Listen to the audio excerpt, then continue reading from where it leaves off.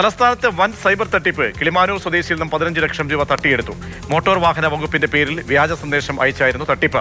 Cyber police കേസെടുത്ത് അന്വേഷണം തുടങ്ങി. അനന്തകൃഷ്ണൻ ചേരുന്നുണ്ട്. അനന്തൻ, സൈബർ തട്ടിപ്പിന്റെ രീതി എങ്ങനെയായിരുന്നു? പ്രതീക്ഷ, കിളിമാനൂർ സ്വദേശിയായ വസ്ത്രവ്യാപാരി മുഹമ്മദ് അനസിന്റെ പണമാണ് നഷ്ടപ്പെട്ടത്. ഏതാണ്ട് 15,59,383 രൂപ കാനറ ബാങ്കിന്റെ അക്കൗണ്ടിൽ നിന്ന് നഷ്ടപ്പെട്ടു. ഈ അക്കൗണ്ടിൽ ലിങ്ക് ചെയ്തിരുന്ന ഫോൺ നമ്പർ, ആ ഫോൺ നമ്പർ ഉപയോഗിച്ചാണ് തട്ടിപ്പ് നടത്തിയതെന്നാണ് മനസ്സിലാകുന്നത്. ഈ ഫെബ്രുവരി 1 മുഹമ്മദ് അനസിന്റെ ഫോണിലേക്ക് ഈ മോട്ടോർ വാഹന വകുപ്പിന്റേതെന്ന് പറഞ്ഞൊരു സന്ദേശം വരികയായിരുന്നു. 3 പെറ്റിയുണ്ട്, വേഗത്തിൽ ഈ ലിങ്ക് വഴി അടച്ചാൽ ഫൈൻ ഒഴിവാക്കാം എന്ന് പറഞ്ഞാണ് ഈ ലിങ്ക് വന്നത്. ആ ലിങ്കിൽ ക്ലിക്ക് ചെയ്തപ്പോൾ ഒന്നും സംഭവിച്ചില്ല. പിന്നീട് മുഹമ്മദ് അനസ് വിദേശത്തേക്ക് പോവുകയും ചെയ്തു. അതിനുശേഷം വന്ന് തിരികെ വരുമ്പോൾ ഈ ഫോണിന്റെ സിഗ്നൽ കട്ടായതായി കണ്ടു.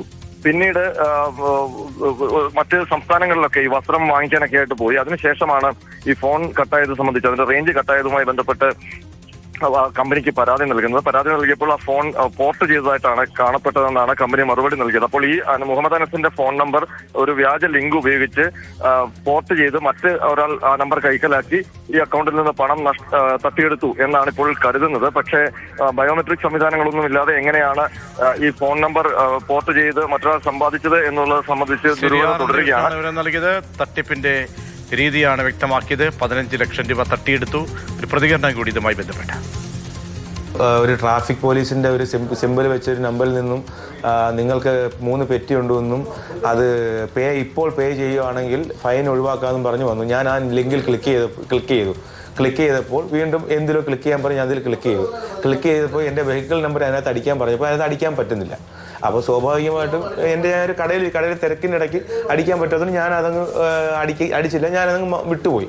ജിയോയുടെ ഓഫീസിൽ പോയപ്പോൾ അവർ പറയുന്നു ഇത് പോർട്ട് ചെയ്ത് എയർടെല്ലിലേക്ക് മാറി എന്ന് പറയുന്നു. അങ്ങനെ ഞാൻ എനിക്ക് പരിചയമുള്ളൊരു മൊബൈൽ ഇടക്കാരൻ്റെ അടുത്ത് ചെന്നപ്പോൾ അദ്ദേഹം പറഞ്ഞു എത്രയും പെട്ടെന്ന് ബാങ്കുമായി ബന്ധപ്പെടാൻ പറഞ്ഞു.